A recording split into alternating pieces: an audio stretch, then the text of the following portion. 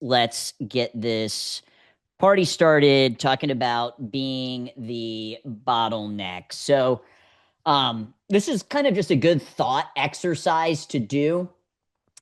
If you, um, had to, like you didn't have a choice, you absolutely had to. There was some form of an emergency where you had to step away from the school and you could not be in the school. My question to you is, how long do you think you could last with the school before it started going down? Like, I think there might be a certain amount of weeks where you think your team could maintain, but just in the chat.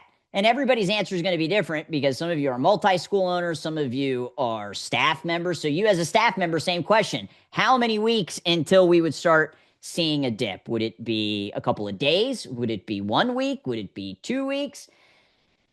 Mr. Solze says 3 months. Now he's in kind of an interesting situation because he doesn't even live in the same state as his school. So he already does a lot of his training with his teams, virtually because he's not in the school. We got 30 days, a week. I'd start to worry after about 30 days, mainly for payroll, a few weeks maybe. Okay. Just kind of a good thought exercise, right? Like what would happen? Would I be able to manage the school away? Like, would I be able to do it on Zoom? Would I be able to have people step in and handle things that maybe I'm currently handling inside of the location? I think the ultimate goal for us as owners would be to try and see how prolonged could that actually be. And for those of you that are, at that 30-day mark, I think that's a good place to start. But could we go a little bit further? Going on almost 3 years. Awesome. I think that in terms of being an owner operator, because there's a difference between just being an owner and then being an owner operator, right? Owner operator means you are still there. You're in the day to day. Maybe you're, teaching classes. Hopefully we're teaching classes because we want to and not necessarily because we absolutely have to. But the term kind of bottleneck comes to mind if you are the one that everybody is waiting on. The word tired comes to mind if you are the one that's carrying all of the emotional weight of the business. And then the word honest comes to mind if you are an owner that sometimes avoids hard conversations. So if you had to say, like, out of those three, bottleneck, tired, or honest, and maybe none of them, maybe none of those are your truth, but if you had to say, like, this is kind of what I'm feeling with where we're at, like I'm kind of the bottleneck, everybody's waiting on me to make a decision. Maybe I'm tired because I'm carrying all of the emotional weight of the business. Or maybe it's I'm avoiding hard conversations with my team, maybe longer than I should. So either type bottleneck, tired, or honest. Which one? Hey, maybe it's all three.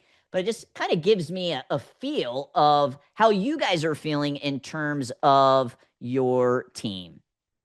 Seeing mostly tireds. A lot of tireds. Emotional weight. I mean, the reality is nobody is going to care about your business more than you, nor should they. I mean, that's just the reality, guys, right? Like you have, for my owners on here, you take the most risk, but you also have the most upside. And anytime, and I hear this from business owners, I wish my team cared as much as I do. Your team really just wished you care about them just as much as you care about the business.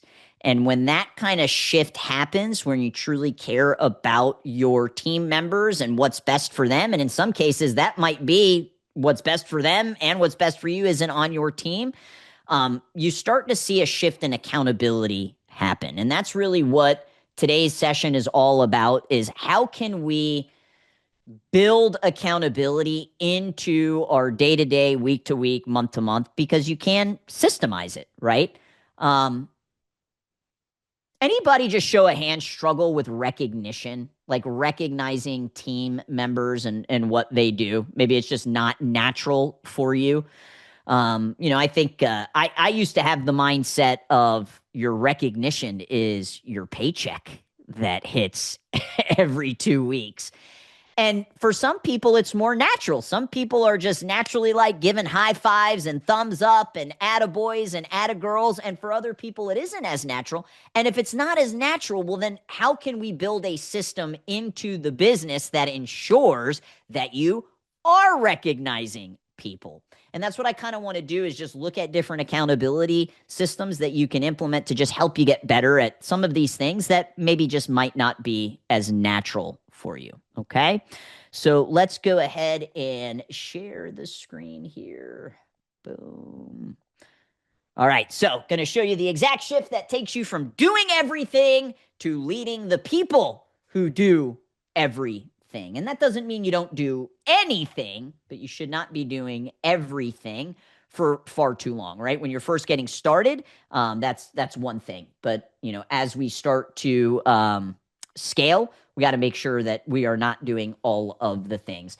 Miss Elliott says, we leave every night with a win for the day and a peer praise. I love that. That's a system that they implemented. Hey, end of day, during the end of day shift, this is what we are going to be implementing. Mr. Keffer, I want to be the biggest cheerleader for my staff and my parents to have the same level of faith in them as I do, so that when I'm out of office, they know that I can take care of them. I love that. Very good. Okay. So we're going to talk about why you became the bottleneck, and it's not your fault. It really isn't. We'll talk about the 4 levels of ownership. And as we go through these, I want you to kind of do an audit of your current team of like what level of ownership are they taking. We're going to talk about 5 principles of management. This is so important, and I'll give you some tactical things that you can implement to help you become a better manager. We're going to see what the bottleneck is. I'll give you 1 move that you can make this week that is going to help with accountability, and then how to install this as a system. Can you guys let me know in the chat how many full-time and or part-time team members do you have? In the chat. And if you want to break it down, full-time is this amount, part-time is this amount, that's great. If you want to just give me 1 number, that's fine as well.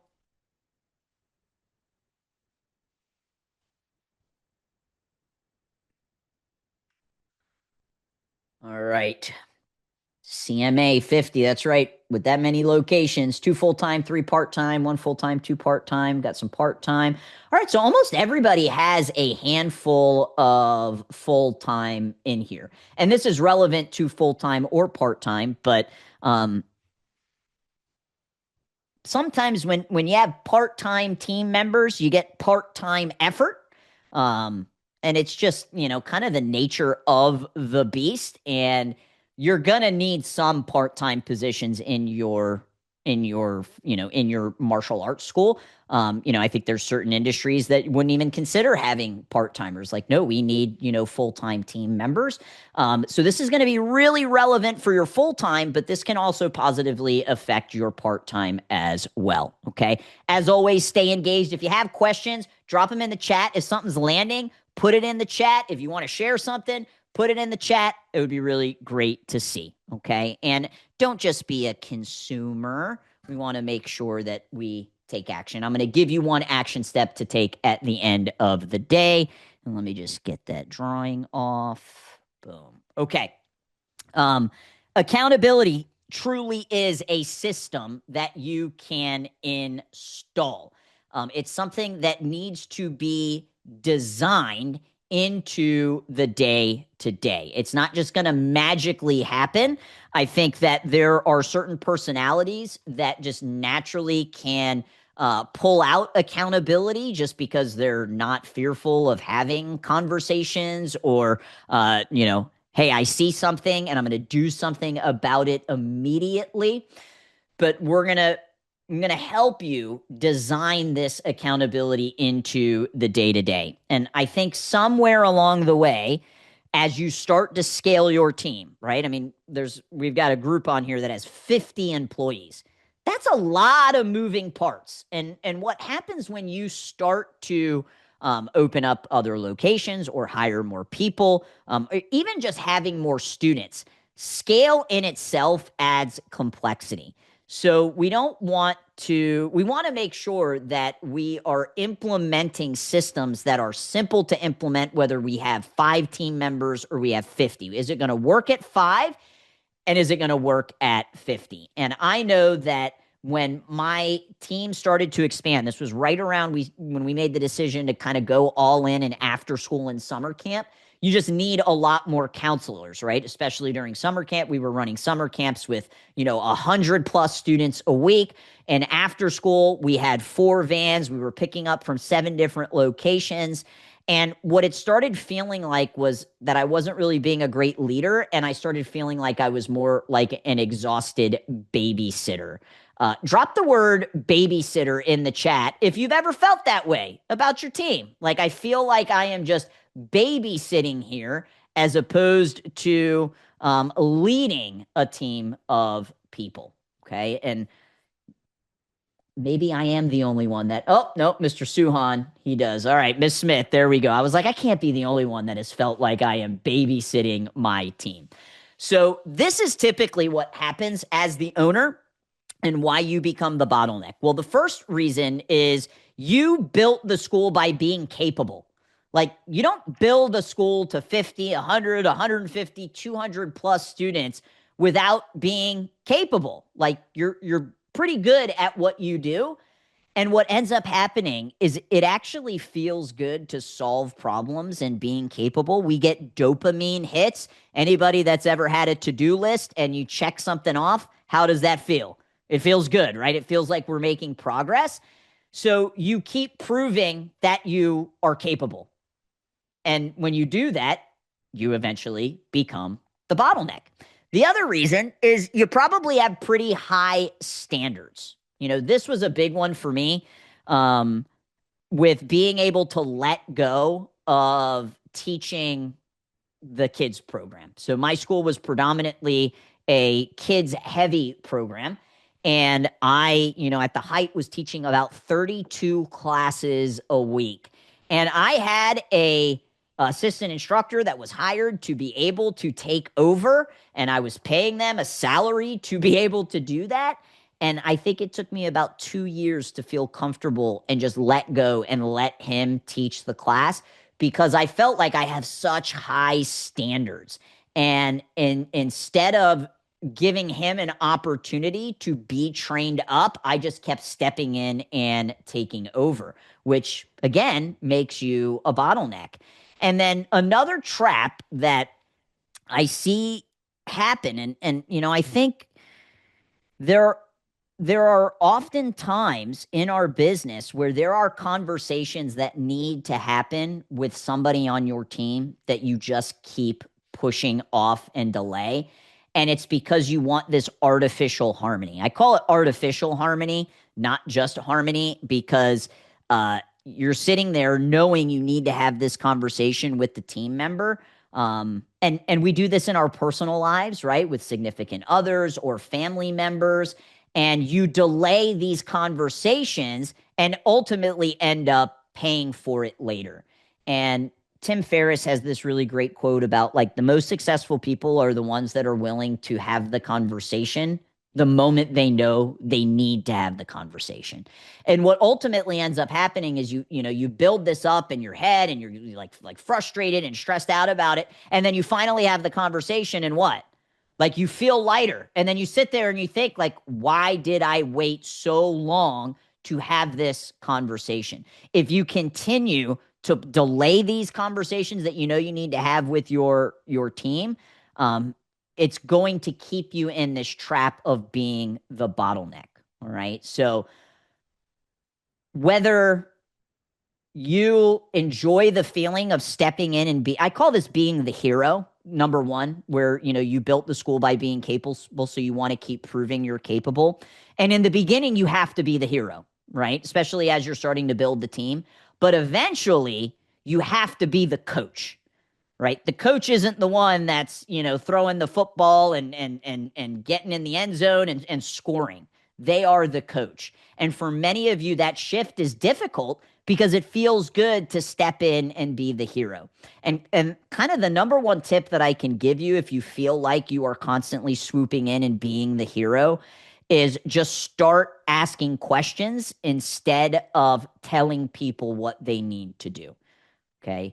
Instead of saying, hey, we need to do XYZ, asking, what do you think we should be doing about this? Right. And that was just a nice little frame. When I go into meetings that I need to have with people, I just remind myself, Cris, ask questions. Don't tell, ask questions. Because when you ask questions and then they come up with the answer, guess what they have? They have more buy-in. All right. So you have to shift from being the hero to being the coach. All right. There are 4 levels of ownership. And I want you, I did this because we're all martial artists and we all kind of understand the hierarchy of being a martial artist and belt levels and stuff like that. And Ms. Kimmel says babysitter and therapist. Absolutely. Yes, we can definitely be both. So when you think of your team, and I want you to think of your team and the certain people on your team, there's typically fall into 4 different levels of ownership. And the first one is just a student level, and that's just they wait to be told and then they react. And you probably have somebody on your team that you're like, man, every time I tell them to do something, they do it. And that's great. But should you always have to be the one to tell them what to do? And that's kind of the lowest level of ownership. And probably a good amount of your part-time team members are going to fall into that level. What we don't want is our full-time team members being at what I would call the student level. The next level is the assistant instructor level. And this is they help, but they still need supervision, right? You still kind of feel like you have to be this helicopter or this kind of keep an eagle eye over them, right? Maybe checking the cameras if you're not in the facility, which I am guilty of. I thought it was the coolest thing when we installed cameras and I was out of town and I could look at the cameras to see what people are doing, okay? The third level is the instructor level, and this is where they start to own outcomes and they really solve problems. And this is where we want to really start building our team members up, where you own the amount of leads that are coming in, or you own the amount of appointments that are being booked, or you own the conversion percentage of the amount of appointments that came in and showed up. You own the missing and action calls, and I don't have to remind you to do those things. They own the outcomes and they also solve the problems, okay? And then kind of the top tier level, which is what we should all really be aiming to build on our team, is that black belt level where they lead others, they protect standards. So if they see others not living up to our core values or living up to our standards, they call that out.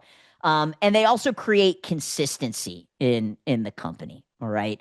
And the goal obviously is just to, a rising tide lifts all ships. We want to try and get the team members that are at that student level up to the assistant instructor, those to the instructor, and then finally the black belt level. When I go through these 4 levels of ownership, put a yes in the chat if you feel like you have somebody at this black belt level where they are leading others, they're protecting the standards in the school, they're creating consistency. Miss Elliott says yes. CMA Utah, yes. All right, I love it. That is a great opportunity for you to make sure that you are recognizing those behaviors. When you look at the behaviors that you reward inside of your company, you'll be able to really see what type of culture you are building. So for those of you that are fortunate enough to have people at that level where they are leading others, they are protecting the standards, they are creating consistency, I'd love for you just to give them a shout out this week and recognize that they are. And it could be as simple as, hey, I was on this webinar about accountability and they were talking about the 4 levels of ownership, and that top level, being like a black belt level where you're leading others and protecting the standards, your name immediately popped up. And I just want to make sure you know how much I appreciate you for that. Guys, something as simple as that goes so far. Napoleon has this quote around, men being willing to give their lives for a piece of colored ribbon. What is that colored ribbon, right? It's recognition. Okay, so for those of you that do have those black belt levels, that's going to be one of your action steps to make sure that you reiterate to them and recognize them for that level of ownership. Because, we got 42 people on here, and maybe just some of you didn't want to participate, but, I mean, there's about 10 people that said, yeah, I've got somebody on the team at that level. All right. So, I mean, it's about 20% of the people on this call only. All right. So it's a great opportunity to make sure you are recognizing your team members. All right. If we do have everybody that is at this kind of student level or is at this assistant instructor level, it's your responsibility to build them up. That is a leadership responsibility. Okay. Let's kind of get into some of the more tactical stuff in terms of principles of management. And what I find with working with schools is they usually are pretty good at maybe one or two of these, but all five, not necessarily. So as we go through, I want you just to assess where you think you are in these principles of management. And managing and leadership are two completely different things, okay? When I think of leadership, it's more working on the business versus management, which is more working in the business. And I'm going to give you tactical things that you can implement for each one of these principles of management. So the first principle of management are the expectations that you are setting inside of the school. And what that means is people know exactly what done right looks like, okay? When you are setting expectations, there's kind of different levels you can set these expectations at. And the first one is just your core values, if you have core values in your company. So at GrowPro, we actually just recently updated our core values. And I'm just going to drop them in the chat here so you can see what they are. But we set expectations with the values of our company, which is always in beta, which basically means like you're always learning, you're always growing. We did a play on words because we're a tech company, and if you're in beta, you never say like, oh, this is the best that we could ever be. Owning the day, that has a lot to do with productivity and being efficient and being effective. Playing to win, nothing matters more than results. We got to get results every day. And then keeping it real is, hey, we say what we mean, but we don't say it mean. Okay, we are not going to be avoiding those hard conversations. So that's one way you can set expectations, is with your core values. Another way you can set expectations is with job descriptions. It's so interesting to me how many martial arts schools don't have job descriptions. And it's like, well, if you did not put on paper what the expectations of this role is, how can you hold them to those expectations? And it can't just be, well, when I hired them, I told them what the role was going to be about. That is completely different. And, one of the things that I do love seeing is the professionalization of our industry, and many of you implementing things that all other industries have already. So the other way that you can set expectations is through job descriptions. And then finally, if there's any KPIs, so key performance indicators that you are going to hold them responsible for, right? Hey, you are going to be held responsible for booking at, this percentage of appointments and getting this many to show and closing this many, or doing this many missing in action calls, or making sure that, attendance is at a certain percentage. So that's how you set expectations, okay? If this is all kind of new to you, one very simple thing that you can implement is just starting to put your processes down on paper. So creating like a one-page, this is just the standard way of us doing something, whether it's opening procedures or how we're going to do follow-ups for trial classes, or if somebody needs to cover the front desk, right? I'm really big on playbooks, also known as SOPs.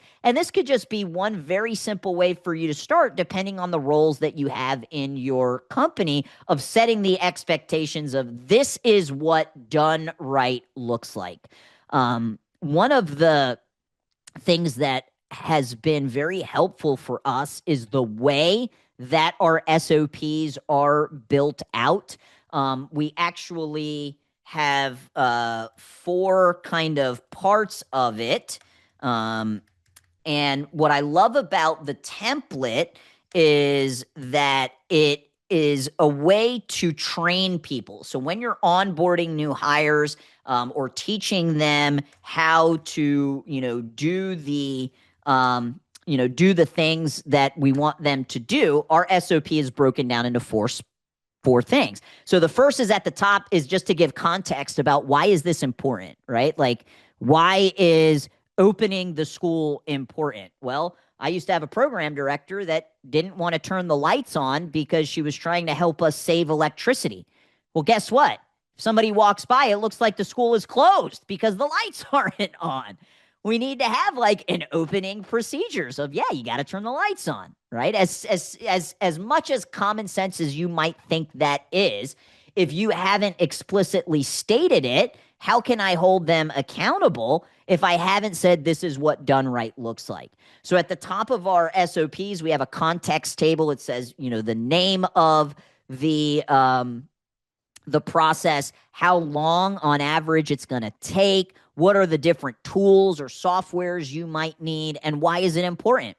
The next part is the camcorder, which means it's just a recording on how to do it. Like, we legit recorded how to open up the school. Depending on how big your school is, you might have lots of different light switches, different air conditioning units. What does opening the school done right look like? So we literally filmed a walkthrough of opening the school. Then we have the course outline, and that's just basically every single little itty bitty step by step by step. And, step one with a sub bullet point and a sub bullet point and so on and so forth. And then at the bottom, we have a checklist, and that checklist is just the high level steps. And what's so great is when you start building out these kind of standard docs, right? Your standard operating procedures, it shows people what done right looks like. And when you're training new hires, at the top of the document, they have some context to why this is important. People need to have buy-in, right? This is why we're doing it. You can show them a video of how it's supposed to be done. This is what it looks like. Then you give them the step by step of how to do it. And then finally, after it's done, they can go through the checklist and be like, okay, yes, I did that, then I did that, and then I did that. So the way that we actually built out our playbooks or our SOPs considered training people on it so we could have a specific expectation of what done right looks like. Okay. So I just want you to, ask yourself, on a scale of maybe 1 to 5, 1, you're a white belt, 5, you're a black belt. How do you feel like you have been, setting expectations for your team? Are we doing that? Or do we have these things in place like core values and job descriptions and SOPs? Or maybe do we have some room for improvement? All right. I see some 1s, some 2s, some 3s. It says green belt. I was going with the BJJ. So white, blue, purple, brown, black. Very cool. 1 before, now I'm a 3. Okay. Cool. So this is the first principle. The next principle is accountability in itself. And it just means that there's a system for checking. What have we implemented to check? And this is where I think, especially as your team grows and you need to be delegating, right? I want to delegate,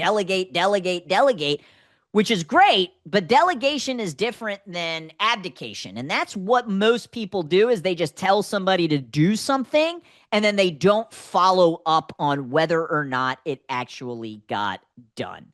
And that is where I think a lot of school owners kind of drop the ball in terms of accountability and letting things go. You absolutely should be delegating, the things that are outside of your zone of genius or what is somebody else's responsibility. But it's not just, hey, I showed them once and now they can go off and run and do it on their own.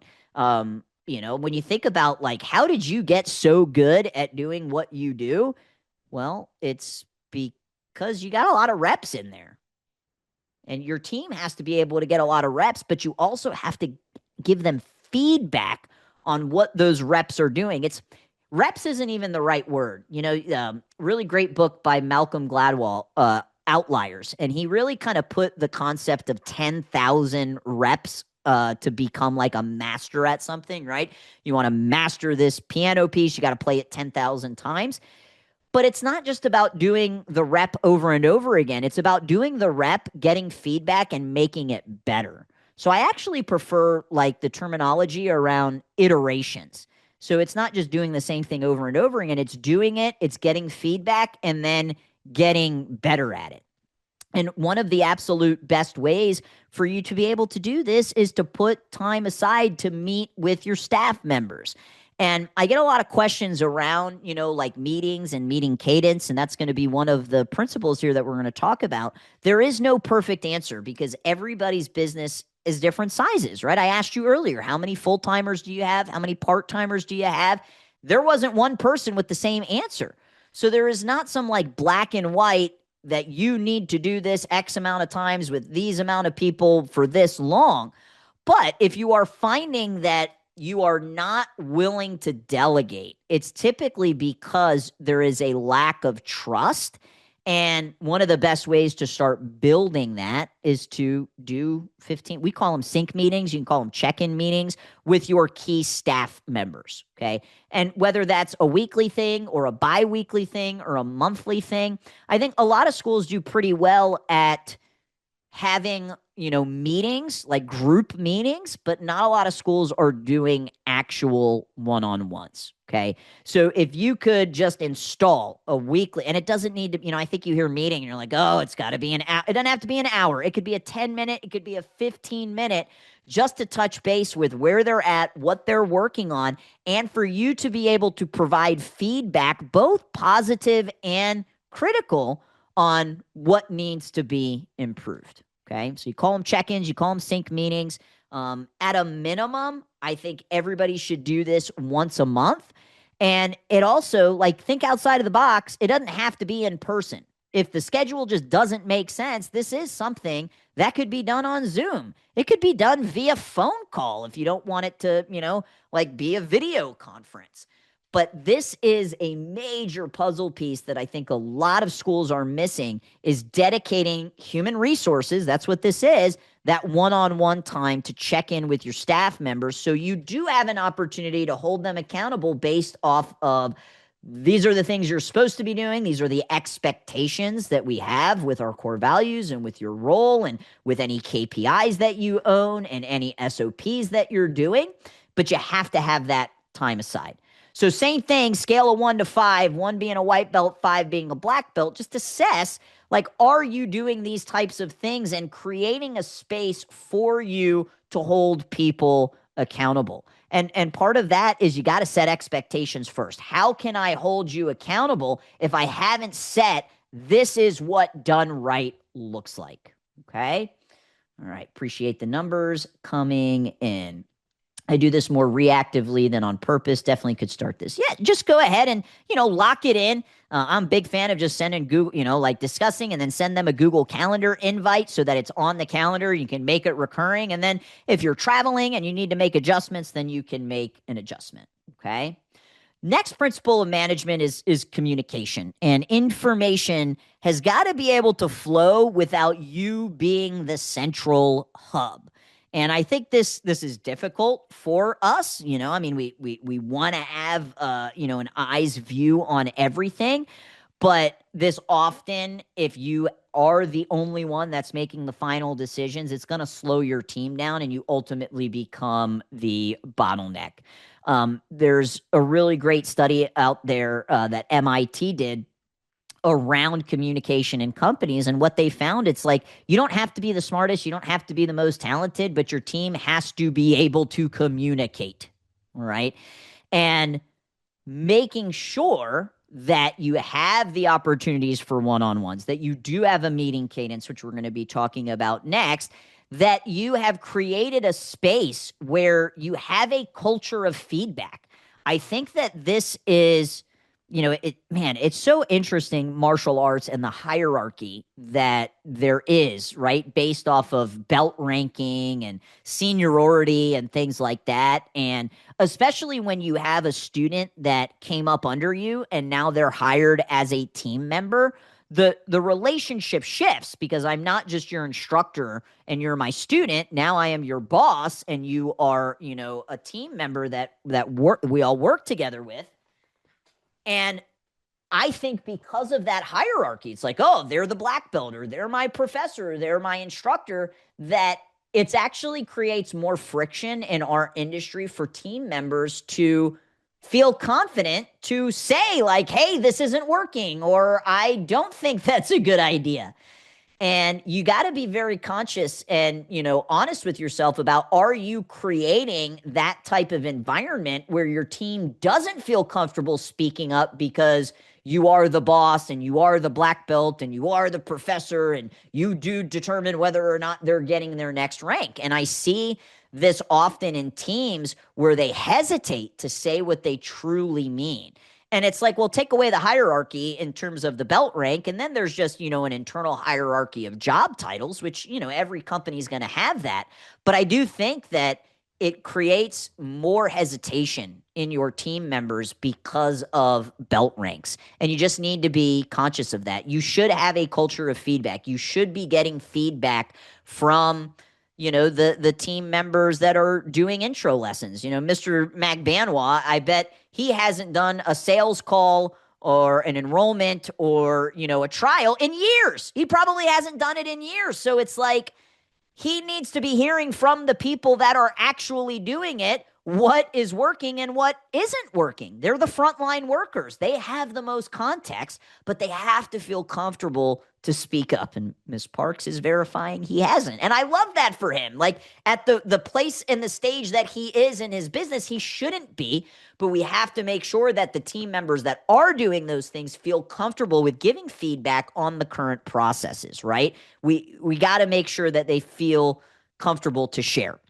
So one of the things that you can do, and this was just such a game changer for us, is we implemented Slack into our company to have a communication hub where everybody could communicate. I personally am not a fan of group text messages. Anytime I get put on a group text message, I'm like, oh, my phone's just going to start blowing up. And the reality is that it's maybe, the information might not be relevant to everybody that is on that group text. And I also just think that it's not necessarily the most professional way to communicate with team members is via text message. So we utilize Slack. If you guys are using Slack or some other communication hub, there are other apps that are out there that are built for educational companies like ours. Can you just let me know in the chat, either type Slack or what are you using as a communication hub? We got Connect Team, Basecamp, GroupMe. See a couple of Slacks in there, WhatsApp, cool. All right. So for some of you, you are, but we're not great at it. Yeah, I've had actually a couple of requests to do a training on Slack. I'm going to be doing it for our Maya Elite clients because I think for most people, like just the basic use of Slack with having open channels and DMs, they know how to use. But especially with now their AI, they have automations, they have workflows. You can connect this with other softwares that you are using. It can become very, very powerful. Just because you have a Slack channel or you have a Slack account doesn't mean that you're automatically creating a culture of feedback, right? You as the business owner need to be asking people for their feedback. That's one of the reasons why we like doing quarterly conversations, those types of check-ins, which are just like quarterly performance reviews. But one thing that can be helpful in making sure that everybody is on the same page is utilizing some of these communication, tech stacks that people are posting in here. And, you saw a couple of different ones, Facebook groups, seeing a lot of Slack, WhatsApp, GroupMe, Basecamp, Connect Team. So, if Slack just isn't your jam, you might have some other, other choices in there as well. Okay. But Management principle number 3, communication. Okay. Number 4 is your meeting pulse. And this is just the number of meetings and how consistently and how often and what they are. And I also want you to think, there is a difference between meeting and training. Those are two different things. To me, meetings are more strategical. This is where we're talking about KPIs. This is where we're discussing, did certain tasks get done? This is where we're updating each other on certain projects that are in the mix. And then you have trainings, right? And trainings could be on the mat trainings where you're actually physically training with each other. And then you could have like instructor type trainings where the instructors are going through and role playing maybe new drills or new warm-ups, or, hey, we're just going to practice correct praise today, or we're going to practice spotlighting today. And then you have trainings for your off the mat staff, right? That's role playing phone calls and making confirmation calls and doing upgrade nominations and, all of those different things. And you need to have a meeting pulse for these strategic type meetings. And you also need to have a training pulse. And I think there are some schools that do this really, really well, that no matter what, the meeting is going to happen. Something that was really important to us, because we do our meetings on Monday, and there are a lot of federal holidays that fall on Monday. Well, just because the school's closed on Monday, that doesn't mean that we're just skipping the meeting for the week. We're going to have it on Tuesday, the very next day that we come in. And you really just need to make this a non-negotiable. But what makes a really great meeting is, one, you got to have an agenda, right? You guys have agendas for your classes that you're running. They call them lesson plans. You got to have an agenda. You got to have the right people in that meeting. We need decision makers. We need people that can help us move the needle. And then finally, you need access to the information and the data. And it's the same thing for trainings, right? With the training, there should be an agenda. There should be the right people in there. And we should have the information that we want to present.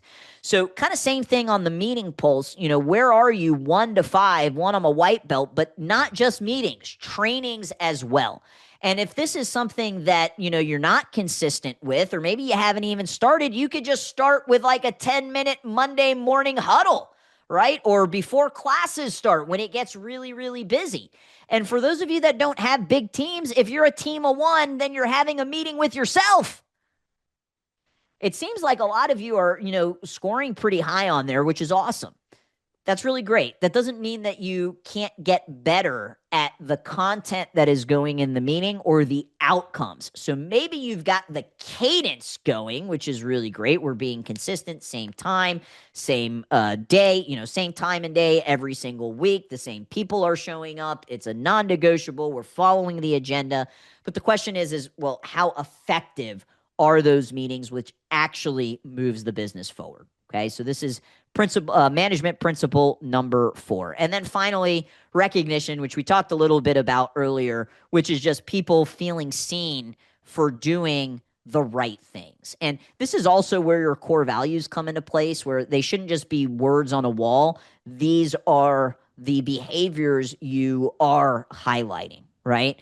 And it could be, something like Miss Elliott said, at the end of every day, they do a team shout out, right? That's a system that they built in. We actually have a Slack channel called Positivity. And anytime somebody wants to give a shout out to somebody else, they'll drop it in there. Or maybe, they heard good news from a parent and they'll drop it in there. So if you don't have like a positivity channel in Slack, I would suggest doing that. And if you're the owner and it doesn't come naturally, you can literally set a reminder in Slack for, let's say, Fridays at noon. Remind me to recognize somebody. That's a system right there. You're getting reminded every Friday at noon to go on the positivity channel and call out somebody for doing something really great. Okay. So like I said earlier, for some of you, this, is pretty natural. From others, maybe not as much.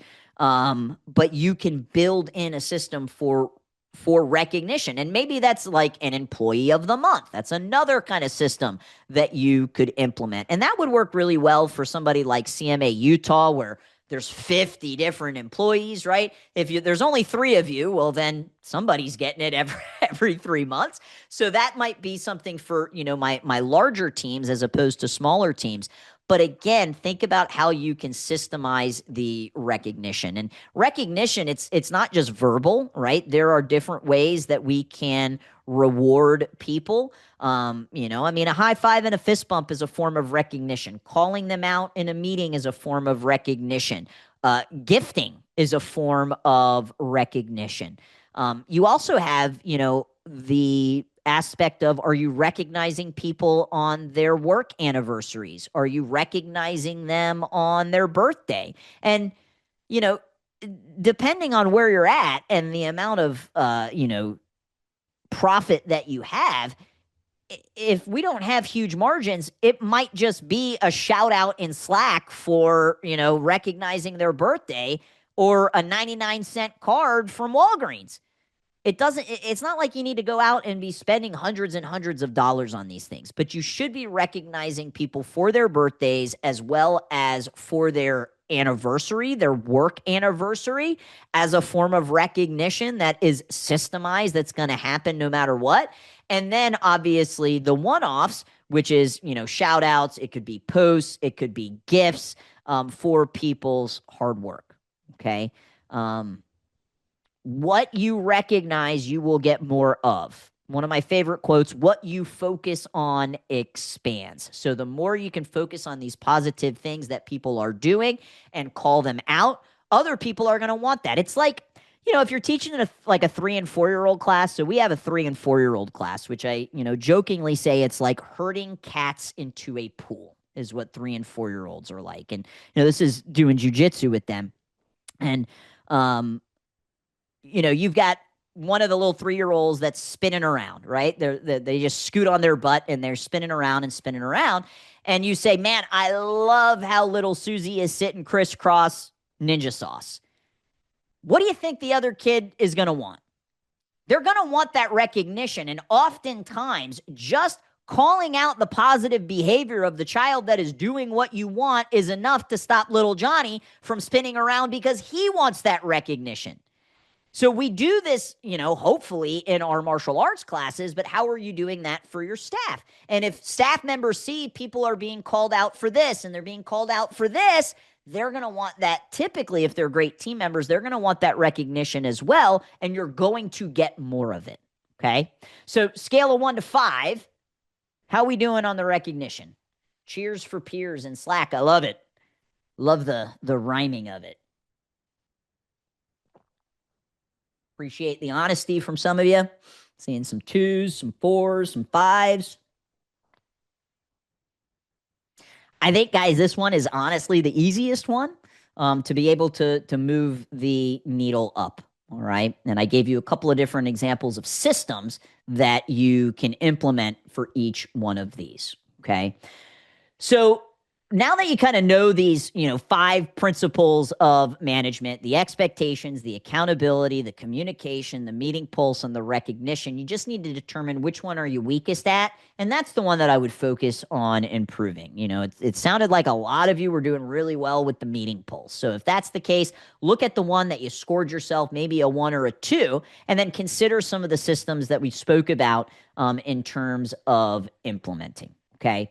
So now that you kind of see these 5 principles of management, if they're not working as well as you had hoped, right? And maybe you're scoring yourself a little bit lower, typically it's due to just some form of bottleneck. Mr. Suhan says accountability. Appreciate that, sir. So you're going to stay the bottleneck if you're missing one, which is the clarity. Right. And that's just, they don't know what good looks like. And that is your responsibility as the visionary of the company. If you are the owner, you are the visionary. You might also be the integrator, like the CEO and the COO.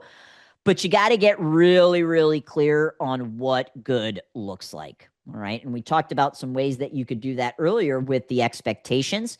Another reason why you might, be the bottleneck is just there's just no rhythm of follow-up. And that's why that meeting cadence is so important. That's why the accountability check-ins, sync meetings, whatever you want to call them, the one-on-ones. And guys, I know it's time consuming. And I'll keep it real. Out of all of the responsibilities that I have in my role, one of the things that I like doing the least is the one-on-ones. I have two people in the company that report to me because I still sit in a couple of other seats besides just the visionary. And I do it once a month with them. And it's not my favorite thing to do. And I got to say, probably about 98% of the stuff that I do day to day, I absolutely love. I think I'm great at. It's my zone of genius, right? But there's about 2% of the stuff that I do that, man, I really don't love this, right? I might not just absolutely despise it, but it's not my favorite thing. And those one on one sync meetings is it.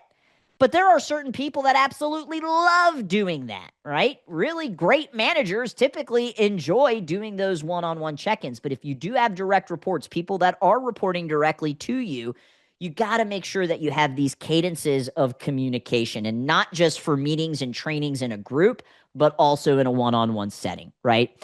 And then finally, you might be the bottleneck just because you're lacking some courage. And that just might be something you got to be honest with yourself, but hard conversations aren't happening. Um, let me see if he's still on. Well, he's driving right now, but I don't think he'll mind. Billy Q. Um, Billy had to have a really hard conversation with his head kids instructor that had been at the academy for a couple of years. So Billy uh, Q, he's a UFC fighter. He's a really good friend of mine. I've known him for, Jesus, almost like 15 years now. And he bought Gracie Pack. And the majority of the staff stayed on, and they stayed on for, I can't believe it's been over 2 years since he took over it. But he had to have a really hard conversation with the kids instructor in December. And it was something that he knew he wanted to have for quite a few months, right? I mean, he's not in his head there. And he finally had that hard conversation, which ultimately ended up in terminating the head instructor. And now he's got a new head instructor. His name is Alejandro, and the kid is he's not a kid. I'd look at him as a kid because I've known him since he was like 5 years old, but he's in his 20s and he's thriving. And it's like, man, what if Billy just didn't have the courage to have that hard conversation? Where would the program be? And it's tough, guys. It's not the reason why we opened up our martial arts school is to have tough conversations with employees. And, I've got managers on here. Sometimes you're the one that has to have the hard conversations with the people that are underneath you as well. So sometimes we're the bottleneck just because those hard conversations aren't happening just due to a lack of courage. And we've all been in that scenario where you finally have it and the weight feels lifted and you feel lighter. And I truly believe that the universe trades up. It's going to trade up for you, and it's also going to trade up for them. All right. So those are three just consistent things that I see in owners is just they're lacking clarity. They don't have a solid cadence, or they're not really stepping up and having the courage to have these hard conversations that continues to make them the bottleneck. If you had to say one of these areas that you could improve on, is it clarity, cadence, or courage? Let me know in the chat. Clarity, cadence, or courage? Courage, hit it on the head, nail on the head, got it. Cadence, clarity. All right, seeing quite a few clarities, cadence. All right, well, I gave some examples of, what this would look like. And if you need just clarity for your team of what they know, okay, well, this is what good is. These are the expectations. We talked about the job descriptions, the core values, the SOPs, and really just your vision for the company. Where is this going, right? Why should I stay on this bus with you? For the cadence, that's just getting it on the calendar, guys. That one's easy. That's a Google Calendar invite. I mean, and that's just sticking to it. It's a non-negotiable. And the courage is just, what I find helps me have more courage in having those conversations is writing out what I want to say. And I'll legit just read it. And I'll tell them like, hey, I really thought long and hard about what I wanted to say. And I want to make sure that this comes out in the exact way that I want to say it. So I'm just going to read this off to you. And people respect that. Like, oh, they actually really thought about how they wanted to present it, and they want to make sure that it's coming across in a way that I'm going to receive it. Okay. So those are, some different action steps that you can take. But for those of you that do have these full-time team members, I call it just an owner reset conversations. And I have to have one of these tomorrow. I have to have one of these tomorrow. It's something that I have been thinking about for a week. Why didn't I just pull the trigger? Well, because I had a meeting with one of my mentors this morning and I wanted to get their feedback on it before I pulled the trigger. I've got to have this owner reset conversation with somebody on my team. And it's just, what's the most important? This is what it could look like for you. What's the most important outcome for you each week? Are you unclear about anything? Is there anything you're waiting on me? If you feel like you have a team member that could use a reset, these are some really great prompts for you. And this is especially for those of you that said the courage was the area that we need to improve on. All right. So this is one move that you can make.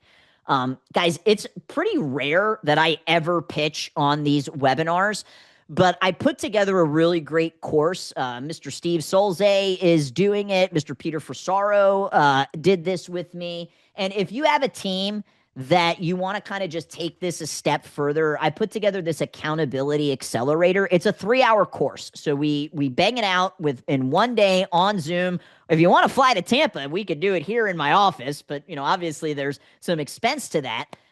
But it can be done on Zoom. It's $997. I have a money back guarantee on this. And it's really great for those of you that have teams where you are looking to level up the accountability, getting clear role ownerships, having that cadence. We really dive into the nitty gritty of the difference between leadership and management, right? We talked a lot about management today, but not as much about leadership. And you also get a 90-day roadmap. So everybody on your team will have this 90-day roadmap. So it's not just like some educational thing that you show up to. It's a workshop. We're actually going to do the work. And then you leave with a 90-day game plan. So if that is something that you are potentially interested in, I dropped the link in there for those of you that want to improve accountability. When is it? We schedule it, Mr. Keffer. So it would be based off of your availability. So this is just me and you and your team. And yes, multiple employees can attend. So this is a team training. So I come in and I am going to train you and your team. It's a 3-hour training. We'll set it up. It could be any day during the week. If it's got to be on a Saturday, just due to your class schedule, we can set it up on a Saturday. But it's a 3-hour, I say one-on-one training, but it's me, you, and your team. And we meet beforehand so I can get some context. We'll do like a 30-minute check-in meeting, and then we can also look at the calendar to schedule it in. All right. So one of my favorite quotes from Dan Martell: show me your bank account and show me your calendar, and I'll show you your priorities. If you are not investing in your team with your time or with your money, then the question is it really a priority for you? Right. So just wanted to throw this out there. If anybody's interested, link is in the chat.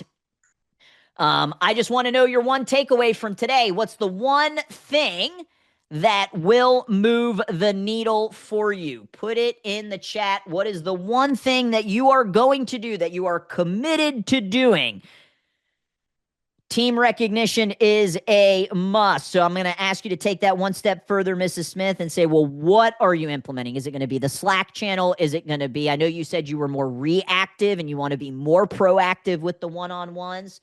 So I want you guys to get really specific. If the answer is clarity, well, what aspect? Is that job descriptions? Is it core values? Is it, hey, we don't have any SOPs and I need to at least start creating them? More one-on-ones. I love that, Mr. McBanwa. I think this is important to call out. Feeling heard almost feels exactly like feeling loved, that most people can't tell the difference. And that's what these one-on-ones do. It gives your team an opportunity to feel heard, which ultimately makes them feel loved. All right.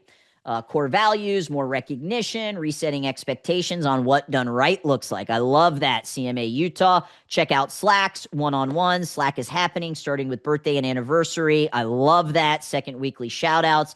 Very cool. I love the specifics, guys. Hopefully you have a takeaway. I appreciate you investing your time with me. As always, we need content, and you don't want to look silly in my photo. So everybody just, do your hair real quick. Make sure it looks good. Mr. Sweeney, do your hair, sir. Come on, get it going. There we go. Everybody smile. 1, 2, 3. Awesome. Nice, Mr. Suhan. As always, guys, if you need me, holler. Don't hesitate to reach out. Thank you so much, and we'll see you next time. Peace.